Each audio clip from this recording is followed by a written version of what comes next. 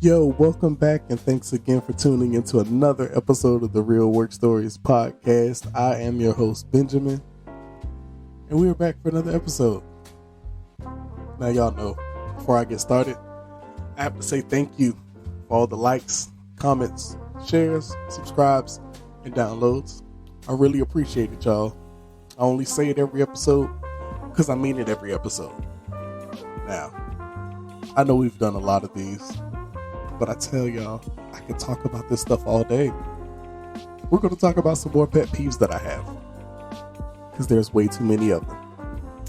Like, the fact that I really dislike customers who are negative Nancy's. Now, I'm not talking about customers who call in just to tell us that, something has happened or they have a problem.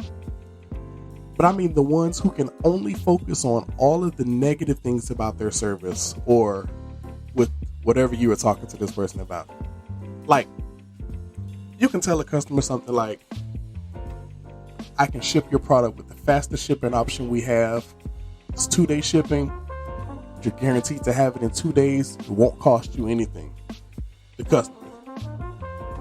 But you can't ship it overnight though. No. But I already told you that I'm giving you the fastest we got, which is 2 days. We don't want to pay for overnight just like you don't want to pay for overnight. And I just said we're not charging you for it. Like, chill. Or you could tell customers something like, I can see you've had some trouble with your airline flight today. It's okay. What we'll do is we'll bump you up to first class, no cost to you, as, sort of a, we're sorry and a thank you for, still continuing to be a loyal customer with us. And they're like, oh, you'll bump me up to first class, but you won't let me sit in the cockpit. Like, no, stupid. We're not letting you sit in the cockpit.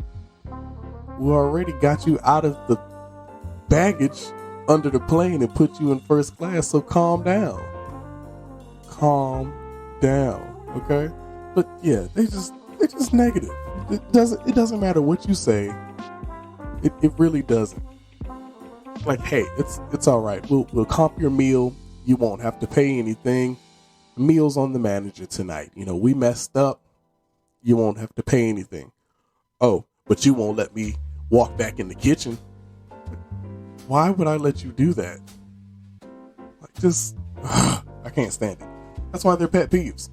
Anyway, another pet peeve I have is customers who flex their titles. Like, oh, I'm Reverend such and such, or I'm Dr. such and such. Now, hear me. I am not hating on the title you worked hard for. Your accomplishments are important to you, and I get that. I'm not trying to discount it or diminish it. I just think that some things don't require you to try to make a point about your title, unless you're trying to overcompensate for something that you're lacking in your regular life, but that ain't got nothing to do with me. Like, trying to flex on someone in customer service with a fancy title or a real long job description or something like that doesn't really work, because customers might be surprised to find out the amount of people who just so happen to work in customer service who are just as educated, or in some cases even more educated than the customers are. And I mean that. I don't know how many doctors I've worked with over the years. Not medical doctors, but people who have earned a PhD who just happen to work in customer service. I'm just saying. Another pet peeve I have is, and I probably shouldn't even have this one, because as I'm thinking about it, it already doesn't make sense a little bit, but I'm gonna say it anyway. Customers who won't or simply can't follow their own twisted logic. Now, I get it. The logic is twisted. I don't expect them. Maybe I shouldn't expect them to be able to follow it. But if you use that logic, I'm just saying, apply it internally as well. So, like, let me set the stage a little bit for you. So I had a customer once who claimed that he didn't like it when people used first names in greeting him, because I think he said he was almost 90 years old, or he was 90 years old. And he asked that I call him Reverend and his last name. And I have no problem with him specifying how he would like to be addressed. Normally, I'll even ask customers like, hey, do you prefer I call you by your first name or your last name? This is one of those times I didn't do it. But my problem is that in him telling me he doesn't like when people speak using first names, he called me Benjamin. I'm gonna let that sink in for a second. So basically, we're gonna call this guy Steve, okay? So Steve calls in, and he tells me what his issue is, and I'm like, no problem, Steve. I'll be happy to help you. Now, mind you, at this point in the conversation, he hasn't even told me his last name yet. So all I have to go by is Steve. So I'm like, all right, Steve, let's go ahead and get some more information and get your account pulled up. He said, Benjamin, do you mind calling me Reverend Jones? Because I don't like it when people use first names, Benjamin. It's a little informal and unprofessional, if you ask me, don't you think? And I'm just like, and yet you've called me Benjamin twice. Now, in my mind, that same type of logic, you should have asked me for my last name. And anyway, we're not even going to go there. If you get it, you get it. If you don't, rewind it and listen to it again. It'll click eventually. Now, this next pet peeve I have is a little bit different. It's going to hit a little different when I say it, but I absolutely hate when these companies, who we all love and adore, will give all of their incentives away to the people who don't deserve them. And here's what I mean. They will give away thousands of dollars or all these nice little sign-in bonuses and hiring bonuses to these new people that they hire. But then the ones of us who have worked here for several years, we know all the secrets. We know all the ways to solve all the problems. We've heard all the questions before. We get bypassed. And that's odd to me. Like, you don't want to invest in the people that you have here already, even though we're the ones who, are helping make sure that your company stays afloat and that your company is performing in the best possible shape. But you'd rather give it to the new people who, statistically speaking, are probably going to quit a lot sooner than the tenured ones are. I'm just saying, I don't have the numbers on it, but I'm pretty sure there's a higher turnover rate of new hires versus tenured. I'm just pretty sure of that. I'm just guessing. But then what they have the audacity to do is they'll give you something like a 1.5% raise, and they'll hype it up and they'll highlight it on the little piece of paper that they slide under your keyboard at work. And they're like, yeah, you get a 1.5% raise, but the person who just started 3 weeks ago and still is in training gets a $3,000 bonus. I'm just trying to figure out where y'all got all that money from, because you sent me an email last week telling me how well we were doing financially. And you know what? That brings me to this next pet peeve I have. When these same companies will send out these reports of how great they're doing and how profits are up 47% from last quarter, but yet you somehow are omitting bonuses this year. And all of that's in the same email, people. In the same email. And it's like, but you're advertising it in the break room. Refer a friend. Your friend will make $1,000. You won't, but your friend will. Like, what? I don't get it. But also in that same email, they're telling you about the new CEO that they just hired, who has never done any of the entry-level positions for this company. Y'all know exactly what I'm talking about. But they're getting a $27 million bonus. Again, somebody just help make it make sense to me. because I don't get it. Okay. Now, another pet peeve I have, and this is actually more than just a regular pet peeve. I absolutely detest when people call in to complain about something to a company that they are not even a customer of. Like, why are you even on the phone? Hang up, like, right now. Just disconnect the phone. Again, you're not even my customer. Like, y'all just want something to complain about, right? Like, anyway. So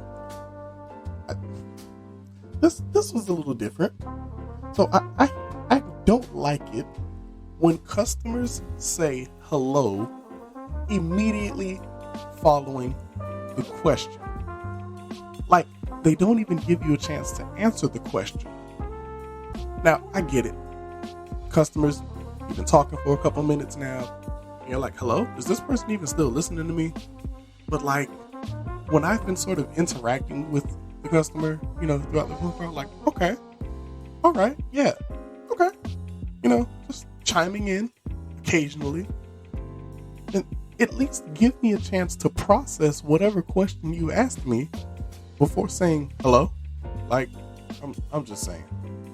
Maybe that's me being weird again. And it probably is. That's me. I'm a little weird. But who cares? Because these are my pet peeves. That's all I'm saying. And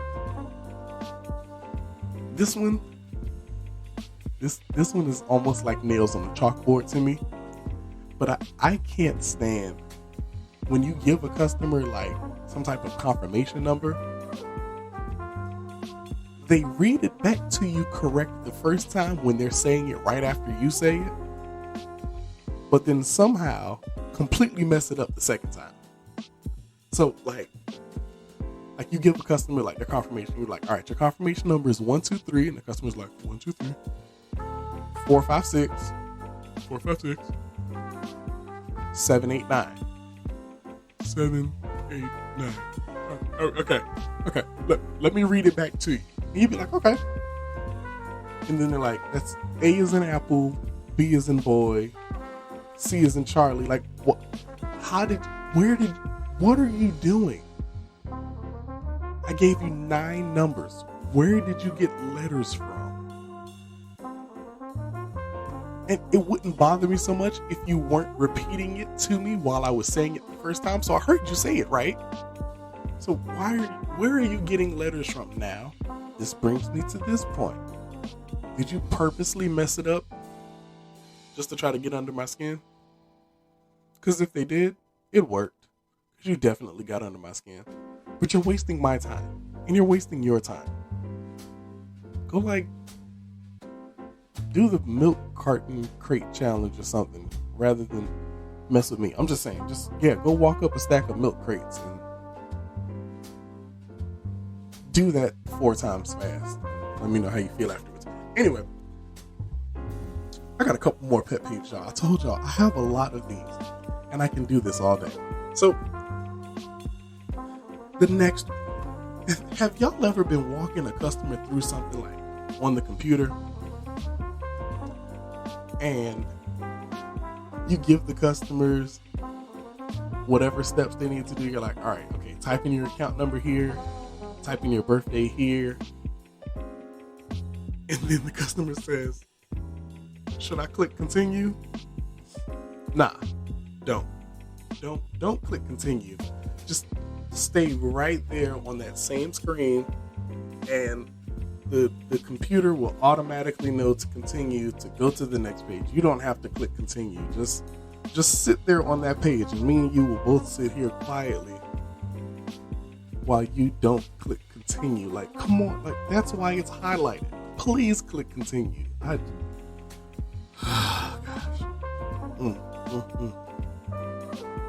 Another one I can't stand is when customers want to play a hypothetical game. Now, this is the game where rather than them give you their account information so you can tell them exactly what the problem is. They'd be like, so what would cause my bill to go up by $200? Oh, there's like 14 things I can think of off the top of my head that could cause that. You're like, oh, really? Like what? Are you serious? Like, are you serious? And they're like, well, yeah, I mean, my bill's gone up. I'm just trying to figure out why. Okay, well, let me pull up your account. We can figure out what's going on. Or they'd be like, why is my account overdrawn? That's a great question. Let me pull up your account and find out why. What's your debit card number? And they're like, well, why do you need that? I don't know.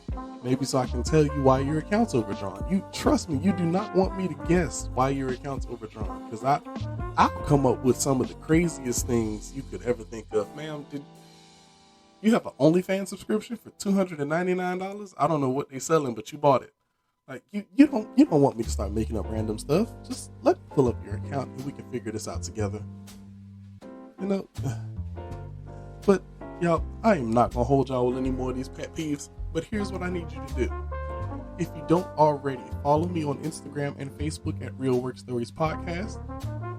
And tell me some of your pet peeves. Because again, I have a lot of them, but I want to know some of yours. Now, if you don't want to put your name on the status, I get that. DM me on either page or email me at realworkstoriespodcast@gmail.com. Nobody will know it was you. I'll tell your pet peeve like it was mine.